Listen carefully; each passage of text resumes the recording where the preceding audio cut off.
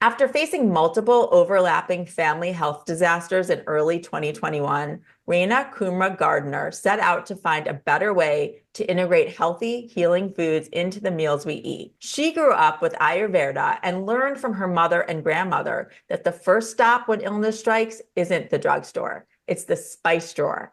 When she had her first child in 2013, she went back to deploying the power of the pantry and making plant-based medicine at home. Raina had a multi-decade career spanning tech, media, investing, and government. And throughout that time, functional medicine was something that called her. And perhaps for the first time since childhood, she decided to listen. She began formally studying plant medicine and the impact that food has on our ability to fend off chronic disease. The further she researched, the more she realized that our entire food and health system was broken. At her core, Raina is a problem solver and movement builder, and she set out to fix this at scale.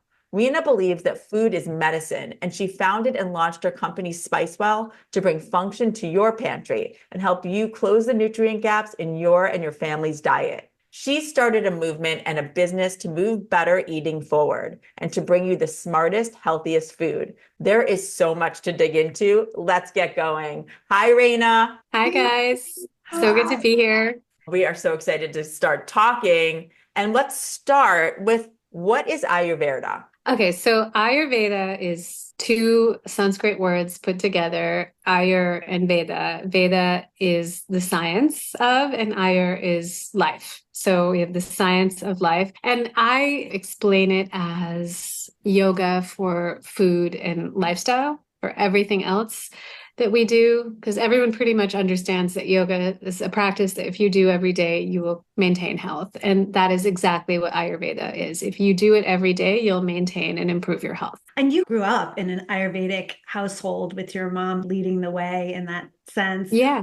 Did you know that was different from the way other kids were growing up? And how did she do that with you all? I think growing up Indian, a South Asian, and in my particular case, a Punjabi household, there's a couple of things. There's a big culture around food, and there's a big culture around the spices specifically in that food, which are always Ayurvedic. Now, the meals and the combinations may not be what a doctor would give you in India if you went to an Ayurvedic retreat or center, but it's still incorporating super powerful ingredients in almost every meal. So every meal would have a tadka of, which is like how you start the spices. You roast them and you put them in oil, and then that's the flavor bomb that goes on top of all of the food. And that's always got turmeric, almost always has cumin in it, and almost always has ghee. And those were all things that we really were like looking forward to. So growing up in a household like that is just integrated in everything that we did and everything that we ate, especially what we consumed. And then in some of the lifestyle elements as well. In the mornings, my grandmother would always pour a glass of water out and drink it and then look at the sunshine. And she said that was really good for your eyesight and that I should do that every day. Or they would soak 5 almonds and take the skins off the almonds overnight. And then every morning have those 5 almonds as the first thing that you have in the morning to wake up your system and your digestive tract. So there was all these sort of highly integrated things. And then if you got sick, there was a whole bunch of protocols that we would follow as well. So I just never paid attention to it. I took it very much for granted because I was on the other side as a first generation kid going to school with chicken curry sandwich, and people are like, what is that smell? So we were not very proud to be Indian. It was more like, okay, we have to assimilate. Our parents have accents. We have to assimilate. We have to be cool. And so that wasn't forgotten. I think it just came back later in life. Yeah. Going back to when you were just talking about some of the preparation, was your mother and grandmother making the spices themselves? Yeah, they would sometimes go out and they would buy chilies and then they would dry them themselves and they would grind them down. There was a lot of homemade everything. Like we made our own fruit roll-ups. We would take peaches off of our trees, turn that into jams and purees, and then lay them out in the sun on wax paper on our deck. And we would make fruit roll-ups, like hundreds and hundreds of yards of them. When you're talking about that, and how it did come back to you. I personally can remember being with my grandmother, and there are certain things, different culture, but certain foods that she would make. And I can bring myself back to being in the kitchen with her and doing it. And That's so cool. it's the same thing, right? If it's so ingrained, even if you are taking it for granted as a kid, it's just in you. Exactly. And then there is something to the mitochondrial DNA giving you information and telling you what to do. And I for sure did not learn anything. It's just from osmosis and from growing up that way. And it sticks with you too, I think, because of the tradition of it, just like seeing your grandmother and mother interact, thinking as you're talking how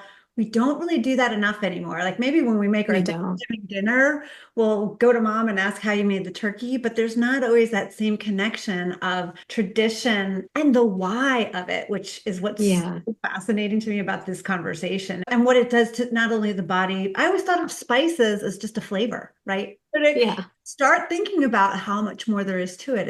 And was that starting to be ingrained in you as a child, what the spices did, or is that when you were older? I think there's things you learn really fast. So if you have really bad stomach aches and you get a boiled down tea of a specific seed, you remember that combination of fennel and anise, and you put them together and you now know next time I have a stomach ache, this immediately helps. This immediately stopped the problem, and I'm going to make it for myself. And then later, okay, my kids have a stomach ache. I'm going to put these two things together, and this is going to stop their belly aches. I love and you know what else too? I am thinking about as we're talking about spices and smells. There's something also about the fact that you're using that other sense, right? These spices, a lot of them, when they're cooked a certain way and all of that, they do have these certain smells. And I feel like that also is another reason why it becomes even more part of you. You're not just tasting it, you're smelling it. You can remember the smell. Totally. Yeah. It's a full transport to ancient knowledge through the smell. Were there any kind of spiritual practices that were incorporated into either the spices or just in general into the ritual of the Ayurvedic practice? I'd say that it wasn't that the Ayurvedic or spiritual elements were incorporated with one another. It was just the way life was. So we grew up in a very religious household, a Hindu household, and my dad was not as religious as my mom, but my mom was very duty bound in a very traditional way. She would do all of the rituals. She would follow all of the beliefs. She would basically, there wasn't a single thing on the Hindu calendar that she would miss. And then we would also have kirtan at our house. All my mom's friends who also were very devout would come and they would sing devotional songs, and then they would have a meditation hour or two. And then my grandfather, 4 a.m. every day, would wake up and he would meditate for 3 hours. So before we would get up probably around 6:45 or so, start getting ourselves ready for school. And my sister and I remember our favorite thing to do was try to get him out of his meditation, because we would go and distract him. We'd jump all over him, and he was undeterred. You could not wake him. When he was in his deep state meditation, he would just be sitting there in the middle of the family room, because we lived with our grandparents as well, and you could not move him at all. And then at 7 a.m., he would open his eyes and start talking to us. Wow. Model to have in your home. Yeah. And to see that every day. Every single day. He had so much discipline. He had his workouts, which were hilarious because we didn't have weights and things like that. So he would just go outside. We would just see him like lifting bricks. Every day it was just like lifting 2-3 bricks at a time. And very old school. And how did you see both that type of discipline and those types of practices along with the practice integrated with your food? How did that play out in terms of keeping a healthy home, both mentally and physically? Was it mostly? Yeah, I think it was a pretty normal middle class home. There was aspects of religion and there are aspects of spirituality that were, I think, very helpful, but it wasn't like a peaceful home. Like we were a loud family. Yeah. Lots of debating and arguing and all of that. But the mornings were peaceful. Dinner was delicious, so no complaints. And do you feel like when you look back that you didn't get sick as much as others that you may have known or that kind of? Yeah, I think so. I think there was a real focus on feeding children what they need to be healthy. And both from my mom, my grandma, and a lot of overfeeding too, let's be honest. As you take a bite off your plate, there's another bite to replace it, spooned on. And yeah, there was a big emphasis on what is it that's going to give you beautiful hair and sparkling eyes and good skin and make you tall. And that didn't work for me. I missed a growth spurt. But overall, just like, how do you give children enough energy so that their brains will function the best for their studies, which was the overriding goal of any child's life, is just to get the straight A's and get into med school. I was going to ask you about that. So when you did go away to college, was that something that you left in the dust behind? Yeah, I did. I totally did for a good 15, 20 years. And so let's talk about your career a little bit, because you have such an incredible career in the technology world. Can you talk about what you did and what that was all like before your Spicewell company got started? Oh gosh, yeah. So many things that I wanted to be. I started as a documentary filmmaker and a video editor. I went to film school. I minored in anthropology. I majored in film, and I loved making stories that would move people and hopefully impact them and help them change their minds about things that they needed to know about. And that was short-lived. I soon realized that it was very hard to sell a film and make a living as a documentarian. And for all of those who are doing it, I applaud you and I admire you. It is a very hard path. And I don't think I could have done what I needed to do in that field. But I so love a good documentary, and I love how it can change wide swaths of people's minds. So I saw that power, and then I took it to technology, which had more jobs, and I wanted to do the same thing. I wanted to impact people's lives, make everyone's lives a little bit better through technology. And I started as an interaction designer. I got my master's in technology at NYU, and then I had no idea what was going to happen. It was one of those post 9/11 job seeking surprises, which originally was going to maybe go into art and technology. There was a lot of jobs that disappeared overnight. And I ended up in advertising as a temp at this ad agency across the street from my house, working for this fabulous woman named Cindy Gallup, who is a legend, and initially was very anti-advertising. And then once I got in there and I met all the people, I was like, oh, it's all the artists that I was going to hang out with anyways. They're all here and we're all getting a salary. And then like after hours, we're also all working on our art. I really found my people, and it was fantastic. It was such a great time in life. And then where did that lead? Because then you ended up in government. So how did you get there? Yes. Okay. So 13 years after walking into BBH, I was running Wieden & Kennedy's digital department in New York and had amazing blue chip clients. We had Nike, we had Coke, we had all these amazing clients that you would die for. And I had a pro bono client, which was one.org. And that was the one that was the most intriguing, because that connected back to my work as a documentary filmmaker. Oh, we're actually making change happen. And I just thought to myself, I can't sell one more pair of sneakers. I can't work on this basketball campaign. I can't sell any more soda. I need to go and do this work. And so one.org was my gateway drug into working in social impact. And I met amazing people along that journey. This woman, Susan McHugh, who was on the board at the time.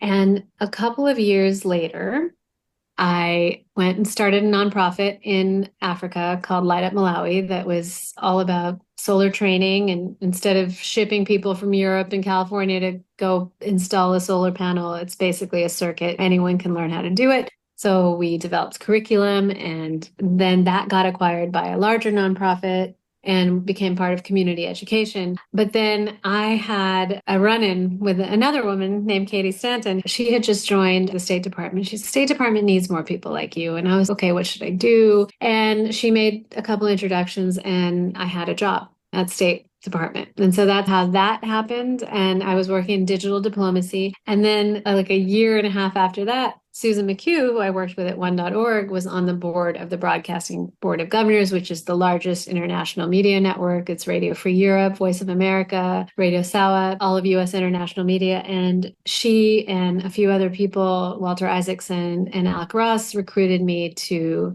co-lead innovation at the Broadcasting Board of Governors, which was a huge job to take over with the federal agency. And I got to work with one of my favorite people that I've ever worked with, a guy named Rob Bull. So they put us in together because they knew if they put just one of us in, we wouldn't survive. So we needed to be a team. And I loved it. We got so much done so quickly. It's just listening to your journey so far, it helps to understand the passion that you bring to whatever you're working on. And you've run the gamut, right? All different, but all with such intention. Yeah. A lot of intention. I can't get excited about doing it. It takes an enormous amount of energy to change your career. And I can't do that if I'm not making that impact or connecting with that need to change. Definitely. Something. And so you're in the midst of working in these different areas when you had your first child in 2013. And there's something that started to click for you then in terms of bringing you back to where you are now. Yeah. So Obama administration sort of time was wrapping up. I left the government and I went back to New York for a minute and started consulting again, thinking I'll figure it out. And then ended up moving rapidly back to California, to the Bay Area where I grew up because my dad had passed away suddenly. So I went out to help my mom. And at this point, I was engaged. We were supposed to move to New York. And then my husband at the same time got transferred with Apple to Cupertino, which he was supposed to also end up in New York, but then ended up in the Bay Area independently of me. You were being guided. Crazy. And so we're like, okay, that takes care of this whole fiance visa issue because he grew up in Australia and didn't have the visa. And we had, I think, like a 3,000-page application, never heard anything. We're like, okay, I don't know how we're going to be together, but we're going to be together.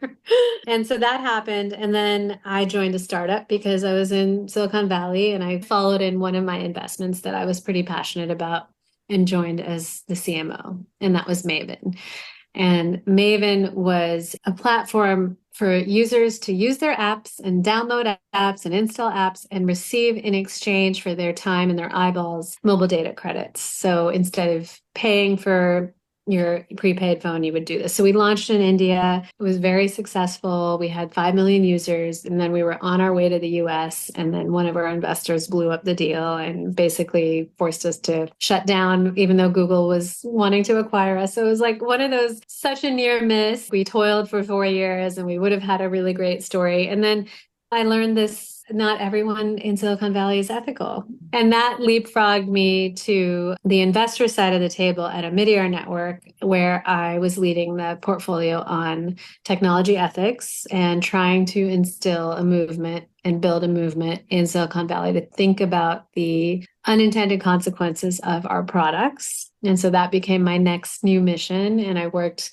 really hard on that. And we made a lot of headway. And I think today I even see the impacts of that in terms of service agreements. I've seen it on ChatGPT. I'm like, I know our work has impacted this next generation of technologists enough that this stuff's just happening independently. Wow. I love too how you're leading with your heart in everything that you're doing. They seem so unrelated and totally unrelated. Yeah. I think a lot of people would have a hard time following that type of career. And yet it was all geared from a heart-centered space. Yeah. And then when you actually really hear it, there's this thread. Yeah, it's really beautiful. So how did all of that lead you from the technology world and all of the things that you did? Okay. So we're just like rolling. Yeah, to studying plant medicine and our food and health system. And that was a complete COVID thing. So I had moved down to LA. I joined an early stage fund and I was putting on my investor hat for the first time as a full-time job. And I really enjoyed it. And then it got to the point where we had deployed the portfolio and I was like, okay, I can take care of these companies, but I don't think I'm going to raise another fund. I don't think I want to be a lifelong investor. I really missed the build. It'd been about 8 years since I had built something and I was getting that itch. And I didn't like any of the ideas in tech. Everything was AI this and this and that. I was like,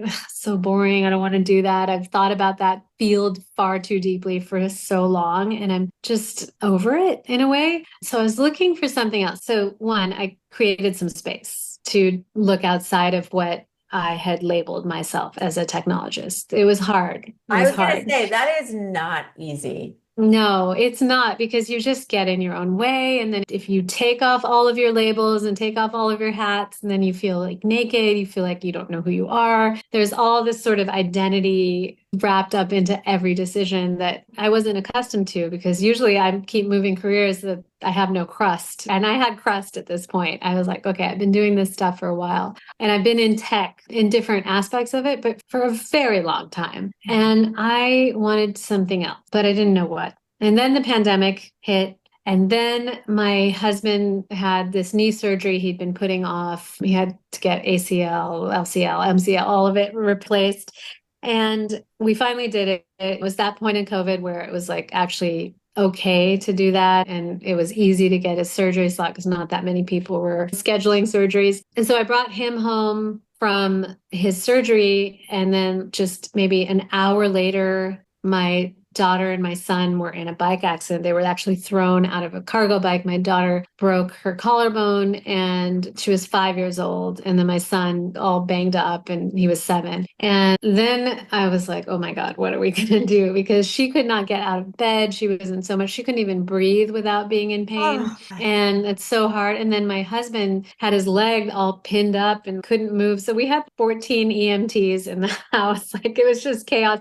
So I brought him home from the hospital. I took her to the hospital, and then I was treating 2 people who could not get out of bed, my husband downstairs, my daughter upstairs. And that's when Spicewell started. That's basically me being highly motivated to get them back on their feet as soon as possible, because caretaking is absolutely crushing, exhausting, especially when you're running up and down, every meal, every snack, all the hydration, all the medication, all of that we had to do. And we took my husband completely off of prescription painkillers. He didn't want to take them. So I treated him with tons and tons of turmeric and ginger, and I made sure that all of his systems were working together to heal him and get his swelling down. And then same for my daughter. And it was just, I don't know where this information came from. I don't know how I knew how to do these things. Again, we talked about this earlier. I just followed some ancient knowledge. It wasn't even me. I feel like most of the time that was doing this, it was just going through me and my hands were being used to put this stuff together. And that is really how I feel, because I did dehydrate kale. I did dehydrate broccoli. I put them together. It tasted terrible. And then I tried again and again. I got it to a point where my daughter loved it. And I got it to a point where my husband loved it. And then I was like, okay, we're going to just put it in salt and pepper for now because it's easy to conceal. And then that's how it was born. And it was like right under my nose the whole time. It was sitting there in my kitchen. I just had never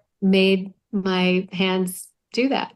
So Is there something specific about those 2 ingredients that help with conditions? yeah, it's vitamins. It's all of the things that exist in plants our bodies need in one way or another, or can really benefit from. And with vegetables in particular, like kale. Actually, I had broken my elbow in a bike accident in New York when sometime in my 20s. Basically, I read somewhere that if you eat a lot of kale, your bones will heal faster because of the calcium. And I just ate kale like every day. I ate so much kale. And I also did some Chinese medicine, and my cast came off like 2.5 weeks earlier than it was supposed to. And my doctor was really surprised. And I did the same thing for my daughter and for my husband. And they were both back on their feet in like less than 10 days. Wow. And both of their doctors were surprised too.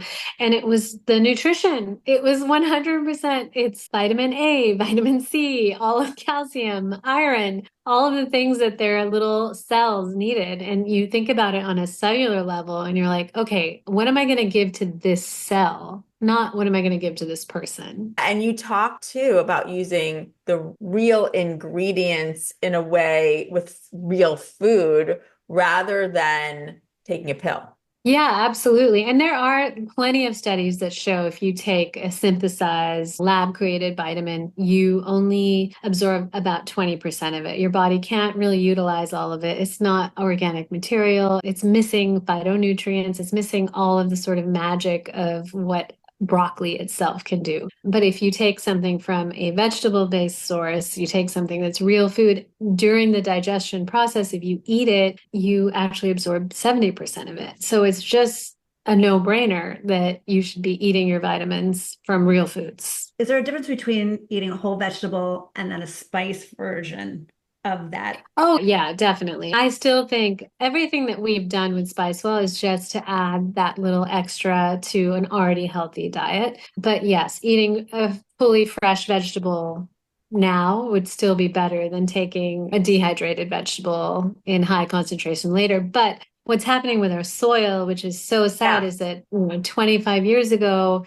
the broccoli that we grew had maybe 50 to 60% more magnesium than it does, and which then our bodies were more bioavailable to our bodies than taking a magnesium pill. And now, even if you buy the freshest farmer's market, organic, straight from the soil broccoli, it's not going to be as nutritive, and it's just got less vitamins and minerals in it that our bodies can use. So we will need to supplement. And as the soil continues to weaken, we'll have to figure out something on a global scale. But Spicewell is just one tiny way to start addressing that. What have you found has been the reason that the soil is no longer as nutrient? There's this great book that my husband read and loves, and I've read bits of it as well. It's called The Soil Will Save Us. And I've only gotten like 1 or 2 chapters in. It's so interesting because there's a microbiome in soil, and that gets eradicated if you keep using the soil and you don't replenish it. Also, we don't have elk and deer crossing over and leaving their droppings and doing what they do, really enriching our soil the way we used to, which is why American soil was so great, because we had those kinds of animals all like kind of leaving everything in our soil. And I think farming is just far too commercialized. And if it's not, like, it's so hard to find really good soil. You go to Italy, it's way better, and the fruits and vegetables are better. And it's not because it's just Italy, it's that volcanic ash in the soil that's giving it so much. And we don't have that. I don't think people think of it that way.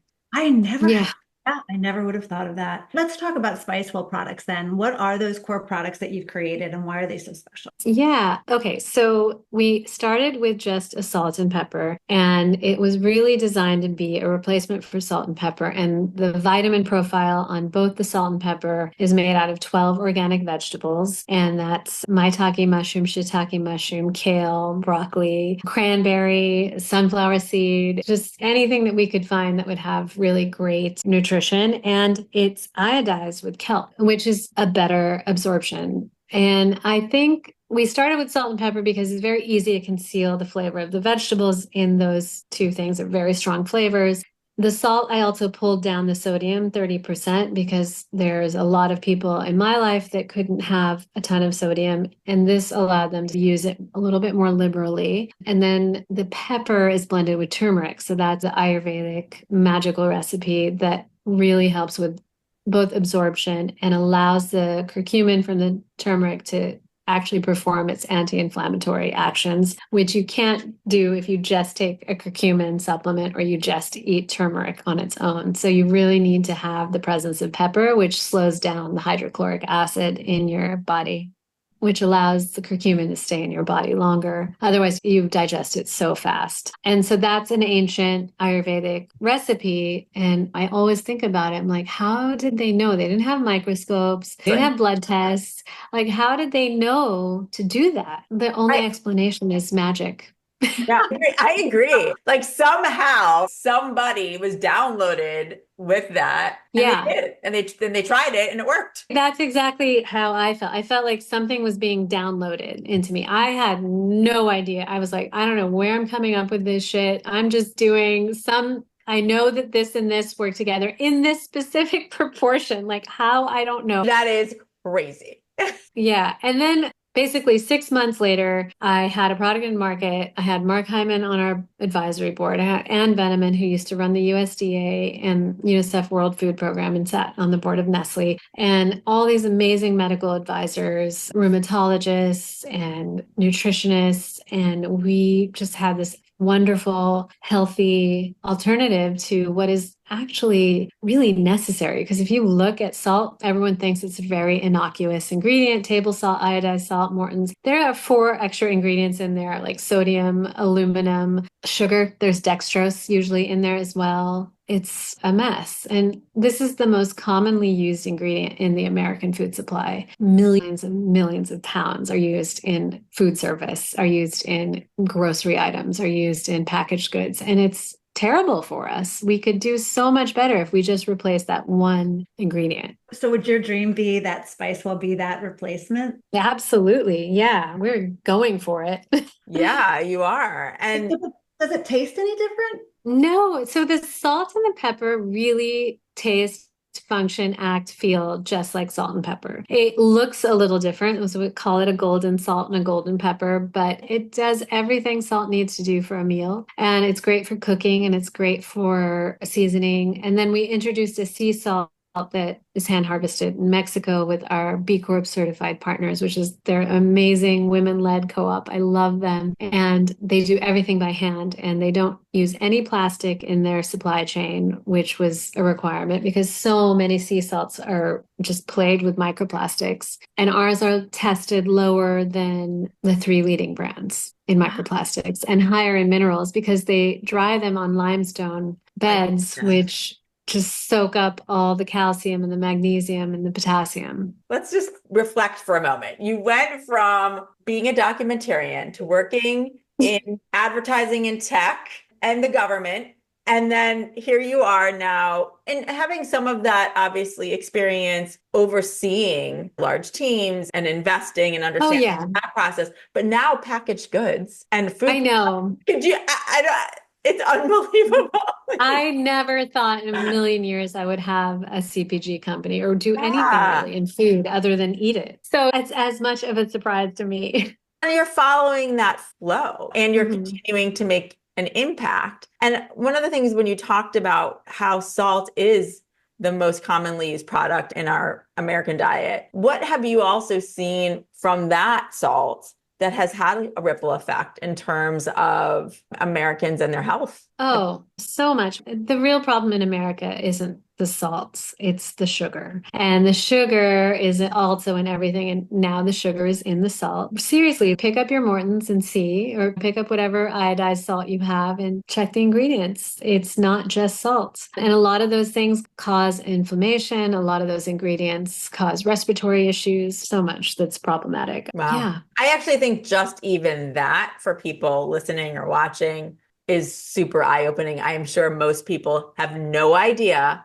that there is sugar in their salt. Or plastic in their sea salt? Oh, yeah, totally. And the spice trade is very dirty as well. A lot of pepper and turmeric have toxic heavy metals like lead in them, especially turmeric because it keeps it up from the ground. And ours is double lab tested to be free of toxic heavy metals. And that's really important to me because I had very high mercury. I still am dealing with that. And I don't know how that happened. Like, it doesn't make any sense. I wasn't eating tuna every single day. And I just think there's so much that Americans don't know about in our food. And the FDA requirements and the USDA requirements allow for far too much to enter our food supply that we shouldn't be eating. And I think salt really needs a big examination. Now, a lot of people say they can't have salt because XYZ, their doctor told them they have to go on a low sodium diet, but that's actually because of the sugar. So the sugar, and I learned this from this wonderful doctor, Robert Lustig. He's like, the sugar slows down the body's ability to process the salt. So because you are dealing with all of the issues of insulin resistance, everything else starts to fail. And then basically the entire big food economy that has been built is really just about causing organ failure, one organ at a time. So I think once you see it, you can't unsee it. You have to just put you and your family first and not just listen to what's on the package or what is on the commercial or what they're telling you and what they want you to believe. You actually have to read the ingredients because that's the only thing that I think by law is still accurate. But even in the ingredients, they don't have to list everything. No, they don't. That's right. Rena, can I just ask, I want to just clarify with the Spicewell product. So is that a lower level of sodium in it? Yes. Okay. Yes, it's 30% lower in sodium than regular table salt. So just as a reference, but it's still salt. It still has sodium. It's not a no sodium product, and you need sodium. I was going to say, we do need sodium. We just don't need sugar with our sodium. That's right. Yeah, you do need sodium. You put the mother hat on and you're thinking, okay, I am going to add some salt to this food. But then this idea of all these hidden vitamins that you're also adding into the food, and yet it still tastes. Yeah, it's really for moms. It's really for moms because the back of our heads, we're like, are my kids getting enough nutrients? Are they getting enough vitamins? Did they eat enough vegetables? And I know that so many moms have told me that their children specifically ask for the special salt. They want to season their own food with it, it's like exactly my dream. And I love that it's for moms, but obviously it's for everyone. And I know I have friends who, from a medical perspective, actually need sodium. And they're going to hear this and be like, oh my, I want that salt and that pepper. Because I don't think people have examined the ingredients to that extent. Yeah. And then as I was formulating, I really fell down this whole rabbit hole of Americans and our nutrition. And yes, because the soil, but also because big food, and also because these packaged, highly ultra processed foods that we have come to accept and we're feeding to our kids. And I'm like, what are goldfish? They're disgusting. They're no good for anybody. And yet they're like a classic preschool snack that all kids have. And then you look at school foods, and that's 30 to 50% of some children's calories. And I sit on the board of Eat Real, which is working to change district by district and make school food organic, regenerative, and local, which is going to change the nutrition profile automatically. But that is one of the biggest fast food chains in the world. And we just don't even, we're like, okay, yeah, go to school and here's your lunch money. It's the worst food in the world. And it's been going on for so long. And I can remember early in my Oprah days, we were trying to highlight people who were at that time, and we're talking 20 years ago, trying to change the system. And here we are. We're still. Yeah. I just read an article yesterday about how mercury and metals in food are impacting children's cognitive abilities. Absolutely. Behaviors, all of those things. So it seems like such a no-brainer that we need to start there. We need more. And especially after COVID, these kids who've had COVID, who've had brain inflammation, they are having a really hard time, not just because they're behind, but because COVID has really impacted their ability to learn and focus. And the only counter to that is excellent nutrition and a lot of organic vegetable-based vitamins. And you're doing it. You're actually doing, you're doing what you can do. Yes. Which I have to make it easy. That is my consumer behavior playbook, because I knew like Americans don't read. You can't do a big education campaign. It's very expensive. So just make it easy. We'll just swap it out. We're used to swapping out. In addition to your salt and your pepper, what other foods would you suggest that everybody should be incorporating into their everyday or into their diet in general? So there are so many interesting studies on ginger, and new studies in terms of everything that it can do. So I'm not going to go into like great detail, but there is literally not a bodily function that ginger does not help you with, from cognition to your gut to joints.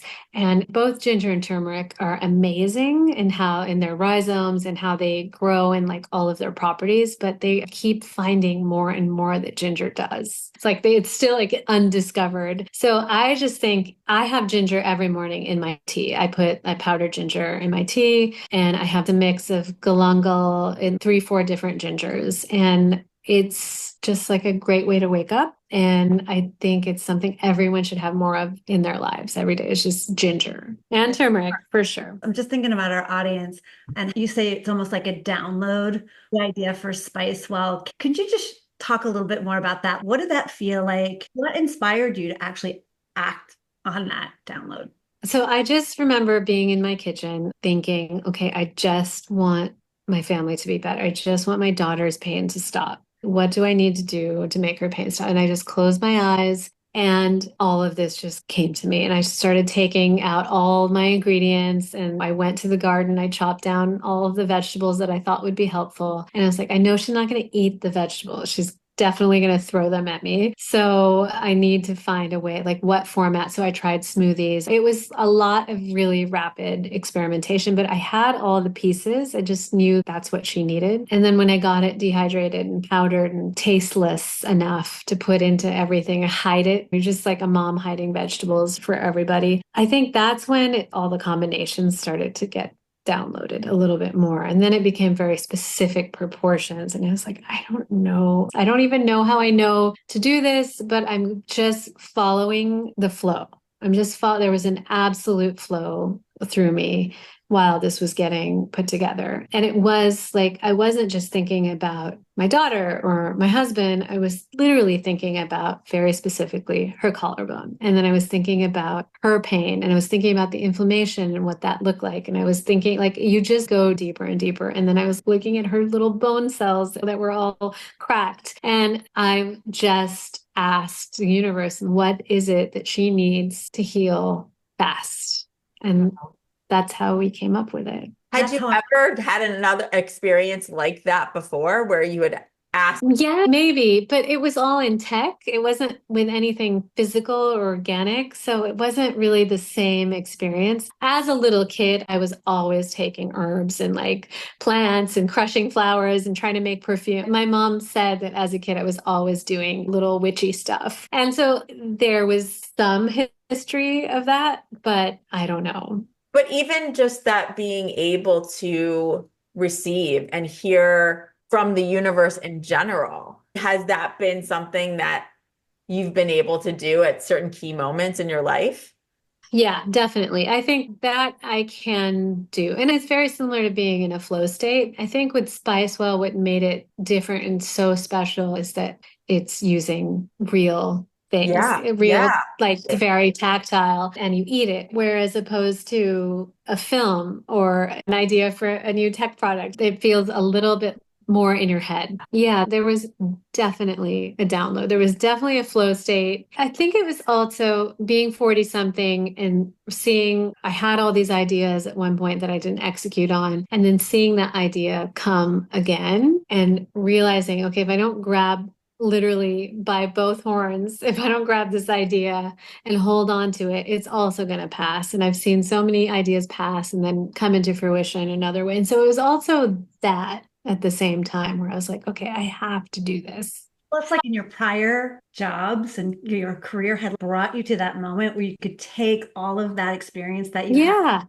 Definitely. What I'm feeling from you too is it was the love of wanting to help and care for your family that really allowed that flow to come through. So it was all generating from a love and wanting to care and heal. Yes, totally. It's all from love. And then just talking about flow, it seems to me within the flow, then you attracted some unbelievable people to really help. Totally. Right? So it's like the whole thing and I think the three of us know that when things work that way, that's exactly where you're meant to be. And that's what you're supposed to be doing. And really for others, in this case, to receive and whatever level, start to raise the vibration for all of us. Yeah, that's exactly what happened.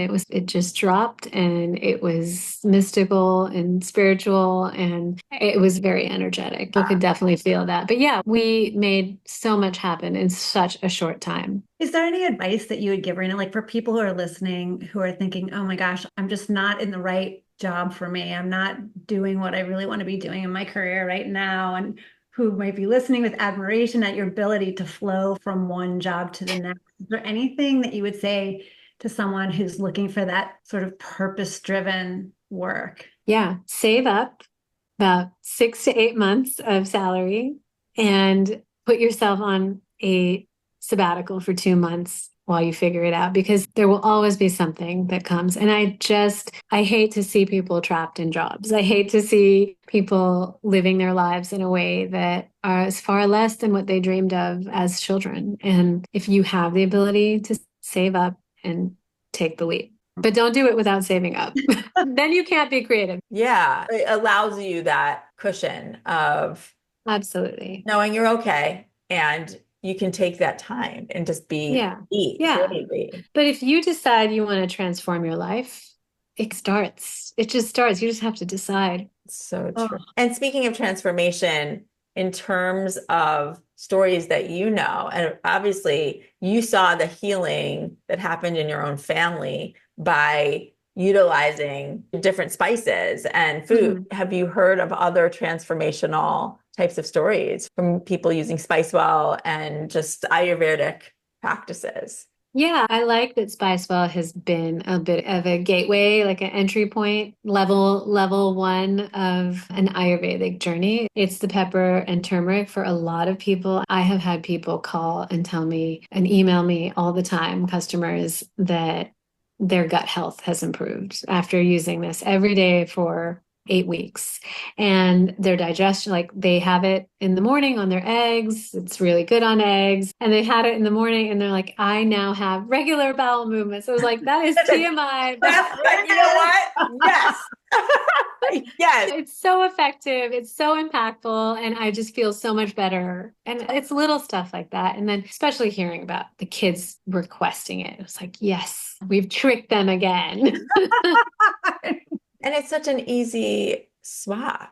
It really is. So what's the best place to find Spicewell? Is it spicewell.com? Yeah, spicewell.com. We're on Amazon. We are in Erewhon. We're in the Fresh Market and several specialty stores across the US. And what I love on spicewell.com, you also have a few recipes. So many. They're so good. So to everybody listening and watching, please visit spicewell.com and or Amazon and any of the other stores. Yeah, and about. sign up for the newsletter, and I'll give you guys a code for your listeners as well. That'd be great. wonderful. I'm convinced. I know, same. It's the making it easy that is the magic for Yeah. Yeah. to do, and it's so healthy. It's like, why not? It's a why not? Thank you for following your flow. Thank you for sharing your journey and all that you've learned and continue to learn with us today. We're so grateful. I am so grateful to be here. Thank you for letting me tell my story. Loved it. Thank you.